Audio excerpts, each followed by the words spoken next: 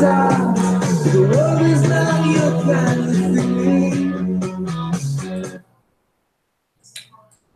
All right, greetings. This is part 3, a third installment of the Masters and Slaves portion of APUSH, champion style. So what we're going to go ahead and we're going to bring closure to this unit. And we're first going to start off with just the whole concept of the antebellum South. The antebellum South is built around the concept of King Cotton. Okay. Prior to 1793, the Southern economy was weak. It was suffering due to depressed crop prices, unmarketable products, and soil-ravaged lands, in large part because of the tobacco crop. The tobacco crop, which was the chief cash crop prior to 1793.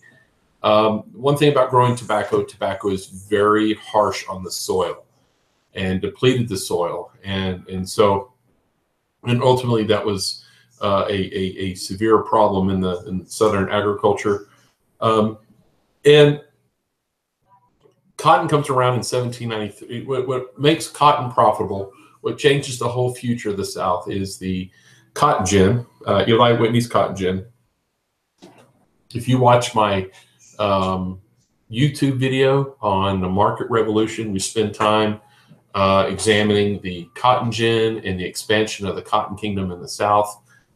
So in an effort to save time, I'm going to just refer that to you. So check that out. It's near the tail end of that presentation. But ultimately, King Cotton developed into a huge agricultural factory. It resulted in Western expansion, and so cotton across the lower South from the Atlantic, the Tidewater, all the way westward to Louisiana and Texas, parts of Texas. And so, and of course, the institution of the Cotton Kingdom also made possible the cultivation, or excuse me, the expansion of slavery, which, you know, many felt that slavery, as Thomas Jefferson said, he says, you know, we have the wolf by the ears, you know, that we're on the verge of eradicating slavery. Slavery was a dying institution prior to the cotton gin, but the cotton gin will revive slavery. But ultimately, by the Civil War, cotton accounted for almost 2/3 of all exports to foreign markets, and so cotton was the life and blood. It was the Atlantic. It was the white gold of the transatlantic economy with England, and so. But as the South developed, the South developed into what we want to call the three Souths. Okay, three Souths you're going to need to be familiar with. There are three Souths. First of all, you have the north. The further north you go. Okay, so if you take the South as a region, the further north you go, the cooler the climate, the fewer the slaves. And the lower the commitment to protecting slavery. And so the further south you travel, the warmer the climate, the more the slaves, and the higher the commitment to maintaining slavery.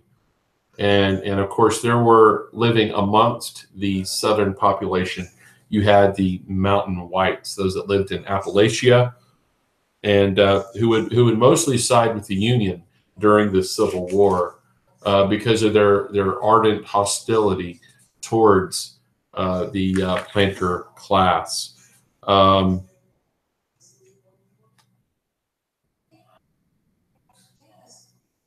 So prior to that, so an important thing that for us to understand is that by 1860 there was not a unified South. The South was not unified when it came to the defense of slavery, when it came to the defense of the cotton economy, okay, and that is evidenced by the fact that not every southern state, not every slave state secedes from the Union in 1860. In fact, when the Civil War breaks out, you've got slave states on both sides of the war.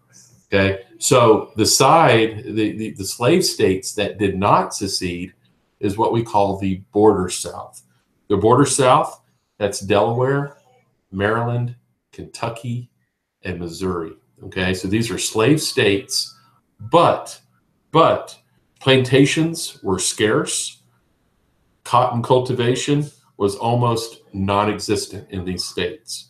Tobacco was the main crop in them, and of course, in these southern states, the border South, in these states, the Unionists will outnumber the secessionists. And so when it comes to voting to secede from the Union, these states, secession fails in these states because Unionists outnumbered the secessionists.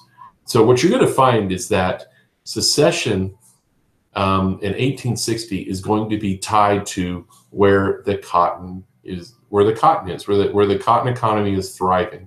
The greater the dependence on cotton, the greater the dependence on slavery. And so, so ultimately, secession is going to be carried out. At the end of the day, the secessionists were those who were most defensive of King Cotton. Okay, so that's important to understand. By 1850, in the border South, slaves made up 17% of the slave population, an average of 5 slaves per slave owner. Okay, an average of 5 slaves per slave owner. And when you take the ultra wealthy, only 1% of the South's ultra wealthy lived in the lower South. Think about that. Only 1% of the ultra wealthy lived in the lower South.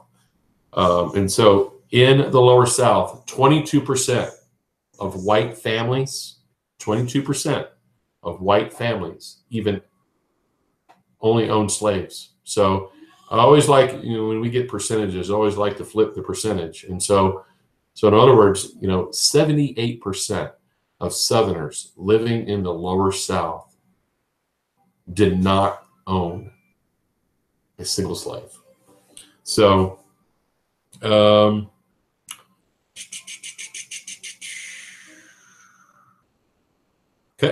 very good. So the Middle South, these states, Virginia, North Carolina, Tennessee, and Arkansas.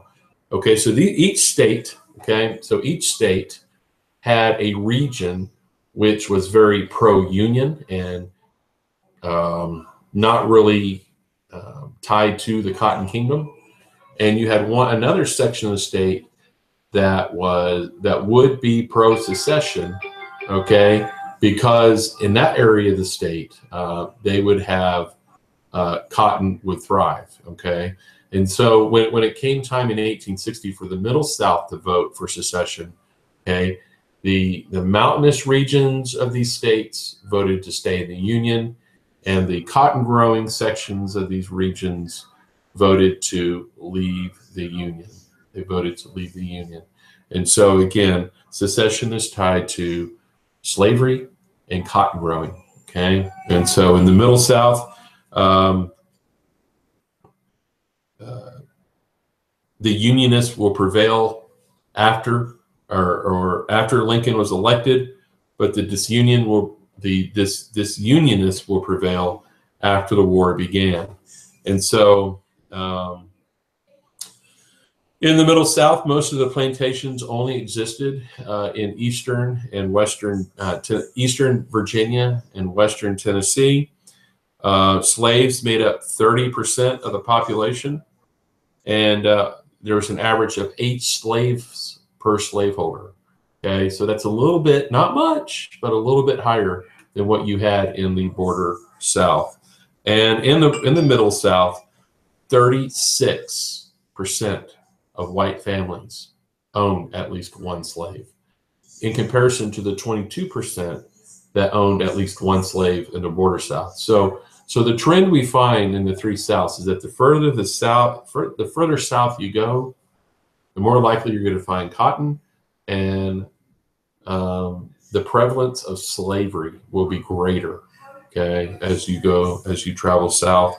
And of all the ultra wealthy population in the South, 14% lived in the Middle South, compared to 1% in the border South. And of course, the third region is going to be the lower South. Okay, let me go ahead and pull something up here.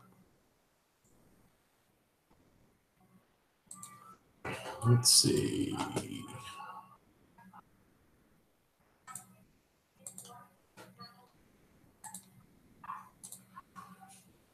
All right, here we go. So in the next we have is the Deep South. Okay, the Deep South, of course, these are the states: South Carolina, Florida, Georgia, Alabama, Mississippi, Louisiana, and Texas.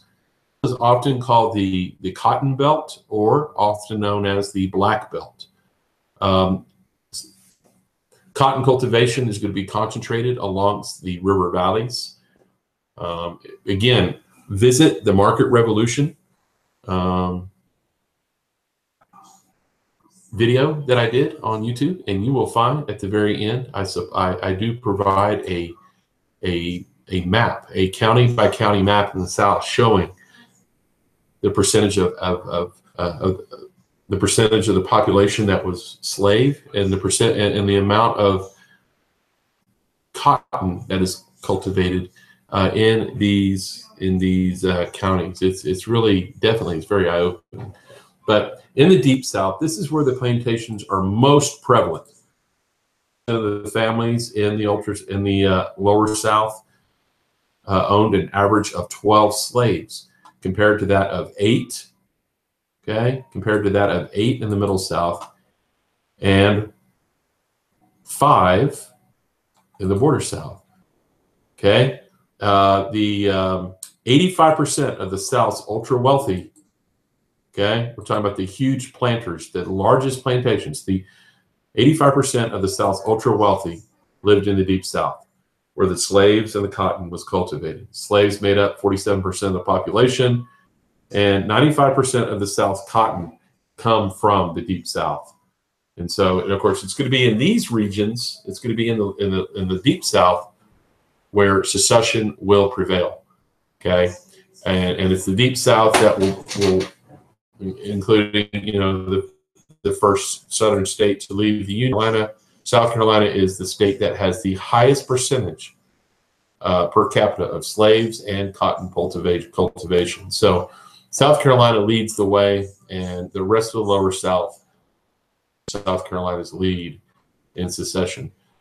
So all I want to be able to do with you today, guys, is I want you to understand is the tie between cotton cultivation, the prevalence of slaves, and secession. And why did some states, okay, why did some states leave the Union? Okay, and so that's one thing I definitely wanted to share with you. Okay, so let's see, stop sharing. Let's go back. All right, we're back. Okay, so the Southern society was ruled by a group of very elite, basically the same people who governed the lower South in the 1860s, or the same people who governed the South in the 1660s. So it hadn't really changed. The planter class, the planter aristocracy, ruled over what historians call the peculiar institution. Okay, and that of course is the plantation system. The whole planter aristocracy oversees the plantation system, which required a really heavy investment of all of their capital in slave labor. It was no doubt an aristocracy in the fact that 1,700 families, 1,700 families in the lower South, or in the South in general, owned more than 100 slaves. But these 1,700 families will dominate Southern politics. Okay, the South, in comparison to other regions in the United States, the South was the most undemocratic. The South was the most undemocratic in terms of extending power to minorities, extending power and opportunity to poor Americans. And so the in the South, because Southerners placed so much of their capital into slaves and land, they did not dedicate the capital into building roads and railroads and libraries and concert halls and public schools. So they weren't making those investments in these institutions that you see happening in the North. And because the way that the Southern economy was set up with the use of slaves as the labor system, the South is not experiencing the melting pot. It's not experiencing the increasing diversification of the population that the North is experiencing during the same antebellum period because of the immigration. They're not really, in fact, they're really putting their hands up and they're repelling this large-scale European immigration. In fact, you know, by 1860, almost 4% of the Southern population are foreign-born Americans.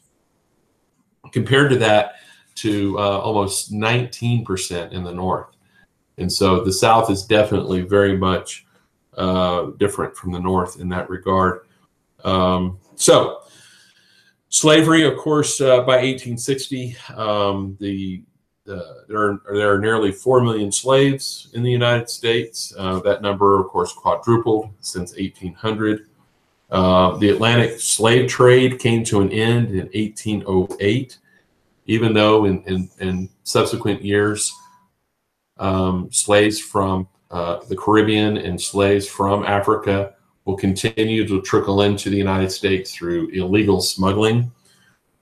But ultimately, the institution of slavery is going to expand. The labor force is going to become stable due to natural increase, just due to natural increase.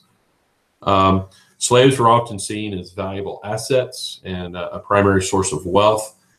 Therefore, they were very much protected by their owners. Slave auctions, obviously the buying and selling of slaves was one of the most revolting aspects of slavery.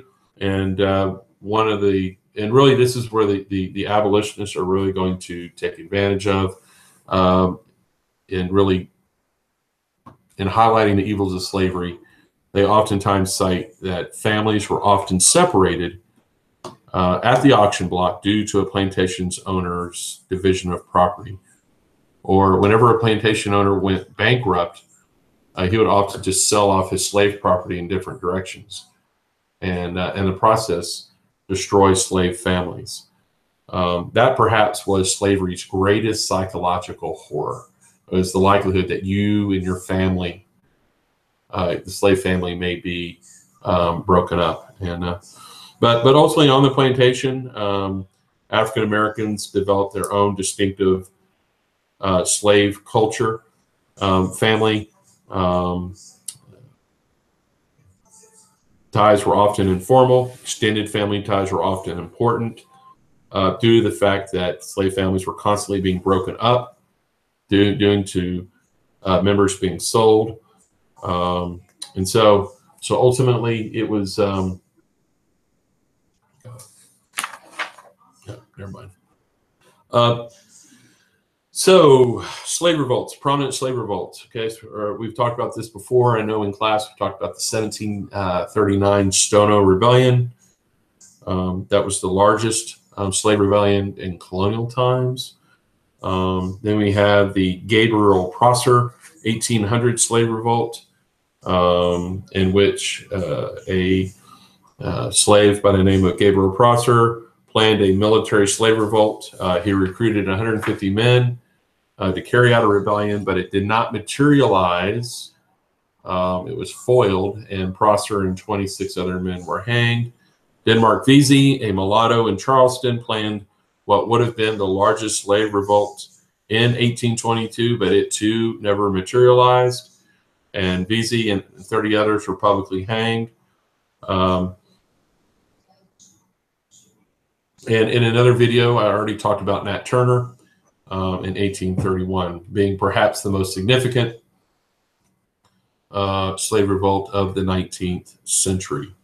And whenever these slave revolts occurred, white paranoia. They will strengthen slave codes. They will, their anxiety was largely fueled by this knowledge, or this rationale, this thinking that abolitionist propagandists were behind these slave revolts. So as slave revolts are intensifying in the South, so is abolitionism. So many slave owners see the abolitionists as perhaps being the inspiration behind many of these slave revolts. But what we want to find, what we want to understand, is that in Southern society, there was it really was a society of haves and have-nots. That just a very, very tiny percentage of the white population actually owned slaves. 75% of Southerners owned no slaves at all. And they were largely located in the backcountry and the mountain valleys. They were mostly subsistence farmers who raised corn and hogs, and oftentimes were called white trash or hillbillies or clay eaters or crackers. What's really amazing is that, and I say amazing as in crazy, what's really crazy is that they defended the slave system because of white superiority. They knew that for the most part, they will never be able to afford a slave. But the reason why they defended slavery, these poor whites, is because as long as Africans were slaves, these poor whites were not on the bottom of the social order. And so it was, racism is ultimately going to be brought in to, is going to be supported by these Southerners, because, you know, without racism, these poor whites are really in no better situation than these poor blacks are. Okay. And so another very important group, and you're going to need to know about this, are going to be the mountain whites. The mountain whites absolutely hate the planters. They hate the planters. So we're a total of 50,000 mountain whites, 50,000 mountain whites that are actually, that live in the South, that are actually going to join the Union Army and fight against the Confederacy during the Civil War because of their contempt and their hatred of the planters. Okay. And so, and of course, another very significant portion of the Southern population are going to be about 250,000 free blacks.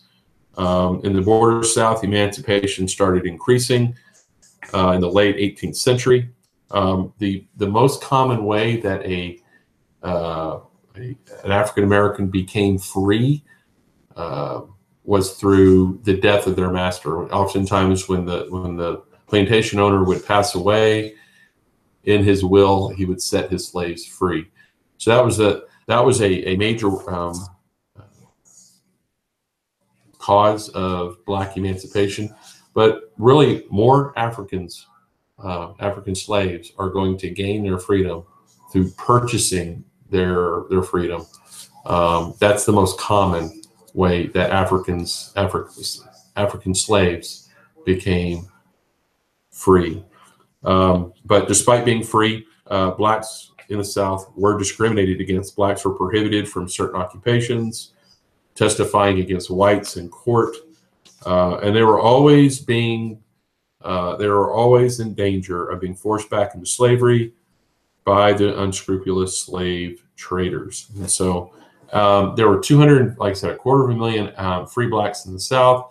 There was also 250,000 free blacks in the North as well. And just as much as in the South, there was discrimination against blacks in the North. Some states had forbidden African Americans from public school education. Most states denied African Americans the right to vote. There was some level of segregation in the North, where you had separate white and black facilities, public facilities, and African Americans in the North oftentimes found themselves subject to a great deal of mistreatment and abuse by Irish Americans, Irish Americans at the time were noted for their very strong racist tendencies. So ultimately, the reaction to this growing slave issue, and like I said, between 1800 and 1860, the number of slaves quadruple, and really antebellum period, the reaction against slavery is going to increase as well. And so we've talked about this. I've dedicated an entire YouTube video to abolitionism, but we tie abolitionism to the growing transcendentalism and romanticism philosophy that is sweeping through the North, as well as the Second Great Awakening, spiritual revival that was really taking, which really emphasized the importance of dealing with sin and evils in American society. But there's a variety of white abolitionists. So let's talk about the white abolitionists versus the black abolitionists. Most of these guys and gals are, so it'd be very important to pay homage to them. Of course, the biggest one, of course, is William Lloyd Garrison. 1831, William Lloyd Garrison in Boston publishes the first edition of the Liberator newspaper, which is a very militant anti-slavery newspaper. The publishing of the Liberator symbolized the beginning of a very radical abolitionist movement. Remember, radical, what the word radical means is that he not only believed in eradicating slavery, but giving equal status to African Americans, equal standing, become citizens, suffrage, the whole 9 yards. And radicalism ultimately came to include the use of violence in order to achieve their ends. But he's also so you got the Liberator, and he's also the founder of the American Anti-Slavery Society, which really sought to gain a lot of political influence to drive the movement forward. There were other prominent abolitionists. You got Theodore Weld. Theodore Weld is a writer who wrote a book. Okay. Hold on. Hey, Samuel, what you doing? Well, I'm in the middle of a YouTube video. So can I call you back in about 5 to 10? All right, buddy. All right, bye-bye. Okay, so he writes this book called American Slavery as It Is. He is Theodore Dwight Weld is his name, Theodore Weld. He's evangelized by Charles Finney.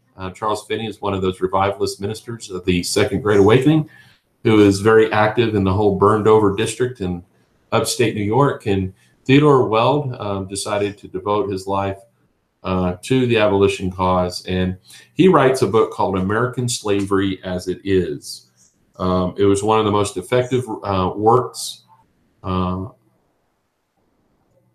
about abolition that was ever written. And really one of the very significant about this particular book, American Slavery as It Is that it motivated and encouraged another writer down the road. Her name is Harriet Beecher Stowe, to write her own novel, and her novel is Uncle Tom's Cabin. So really, Theodore Weld was a very influential writer who ultimately encourages Harriet Beecher Stowe to pen her epic anti-slavery novel, Uncle Tom's Cabin. Okay, so the other guy is Wendell Phillips. Wendell Phillips is called the Golden Trumpet. He's an orator. He's a speaker. And just as the revivals, went around and, attracted large audiences, Theodore Weld was one of these guys who, also a product of the Second Great Awakening. He would go to these large gatherings and he would deliver these fine orations, anti-slavery orations, in which he would speak to hundreds, if not thousands of people at any given time. Also, we have the Grimke sisters, Angelina and Sarah Grimke. They are the only Southern women. The Grimke sisters were not only Southern, but they grew up on a plantation around that system. And so they became leading abolitionists. They were also highly involved in the women's rights movement. Angelina, who actually marries Theodore Weld. And Sarah, of course, remained part of their household. And so there's a lot of ties between them. So don't, like I try to tell students all the time, is that wherever you find slavery, you find abolitionists. And so abolition wasn't necessarily confined to the North. There were abolitionists in the South as well. Another prominent abolitionist is Lydia Maria Child. Lydia Maria Child, perhaps the first white woman or white person to write a book favoring the immediate emancipation of slaves without compensation to the slave owners. She believed women's rights could not be achieved until slavery was abolished. And so she sought equal membership for women in the American Anti-Slavery Society. So ultimately, I think another very important thing you need to know, William Lloyd Garrison expelled women from his organization. He made it a male-only thing. And so there is a big division in the abolition movement because of that, because Garrison did exclude women from a lot of his activities. And Lydia Child really pushed back against that. And then you got Arthur and Lewis Tappan, T-A-P-P-A-N, Arthur and Lewis Tappan. These two brothers, they funded the Anti-Slavery Society. They bankrolled it, okay? They bankrolled it. They're wealthy New Yorkers who are going to, they're very wealthy New York merchants who are going to bankroll the Anti-Slavery Society. They're going to fund a lot of these groups, these abolition groups. So, so next, what we have are the Black abolitionists. One I did describe David Walker. David Walker wrote in 1829, "Appeal to the colored citizens of the world, the use of violence to end slavery." You have Sojourner Truth, who not nation movements, but also went as well. I mentioned this guy before, American printer, a newspaper guy, Elijah Lovejoy, whose printing press was destroyed 4 times, and of course was killed by a mob. Martin Delany, one of a few blacks who seriously advocated to advocate a mass movement of blacks back to Africa. And then, of course, the greatest of all black abolitionists, the publisher of the North Star, his own abolitionist newspaper, Frederick Douglass. Frederick Douglass in 1845 is going to write narrative of the life of Frederick Douglass, which kind of depict his life as a slave, his emancipation, how he learned how to read and write. He is a very articulate voice for the movement, and he is kind of a living embodiment as to the potential of African Americans, and so he kind of gives a very personal account to the institution of slavery, and was very, very effective. Not only popular in the United States, but also very well traveled and very well spoken in Europe and other areas. He was, I'd like to always say that he's kind of like the Dr. King, the Dr. Martin Luther King of the movement, and the fact that Dr. Martin Luther King was in the hip pocket of both the Kennedys and LBJ and the powers that be. Frederick Douglass was very close with Abraham Lincoln, and so he had the eye and the ear of the president, not only before the war, but during the war as well. And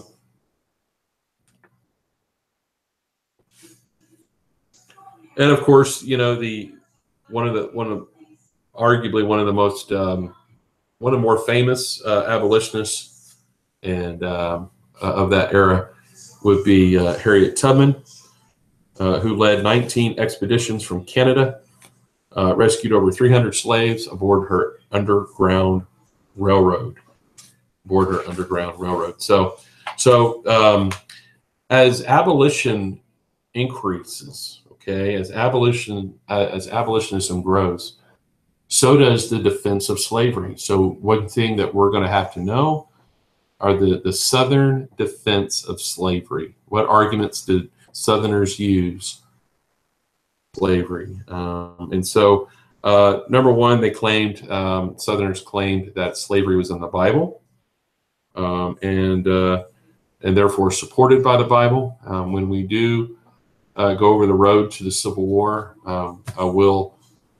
in class, we will go over through actual Bible passages that Southern ministers would use to defend the institution of slavery. They claim that slavery has existed since ancient times, and that slavery is a natural condition of human nature, of the human story. Slavery, he believes, or they will argue, helped to civilize and Christianize Africans, that slavery was the best thing for them. In that regard, they did argue that slavery was not an inherently evil system, that Southern slave system was very patriarchal. That's a very important word, by the way, to use.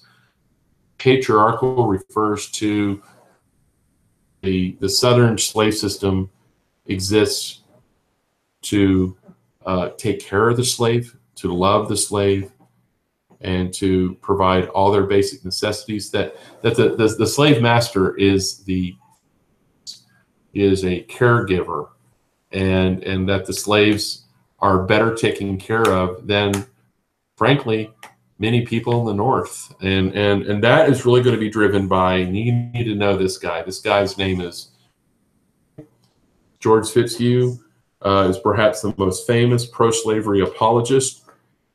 He contrasted the happy slaves, northern wage slaves. He basically makes the case that the African slave in the South healthier and happier, and it's taken care of better than the northern wage slave worker. The workers that are working in northern factories. They're basically like, hey, listen, we take care of our slaves much better than you guys take care of your workers. It says that slaves breathe fresh air in the South, opposed to the stuffy factories that sicken northern workers. He said that in the South we have full employment, whereas in the North you've got millions of Americans who are living in poverty and who are starving and are homeless. And it said when slaves work into their old age, we don't throw them out, loose. We care for them all the way to end of life. Unlike the workers in the North, who once they get old, there is no safety net for them, for the old and elderly, and they just kind of fall by the wayside.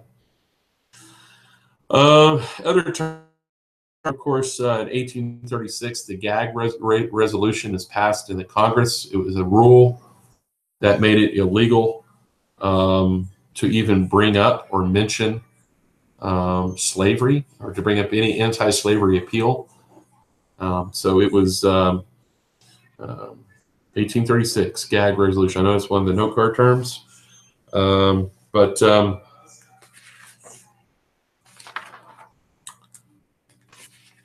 hold on just 1 second. I think I had one more thing I wanted to look at here. But yeah, the defense of slavery is very important. We want to, I think Calhoun uses what's called the positive good argument. You need to know that. It's very important. Positive good. It's not only good for the white system of, not for the whites. It's not only good for the cultivation of cotton, for the economic interests of the South. It's a positive good. It's rather than a great evil. That is, it's good for the whites. It's good for all parties involved. Okay.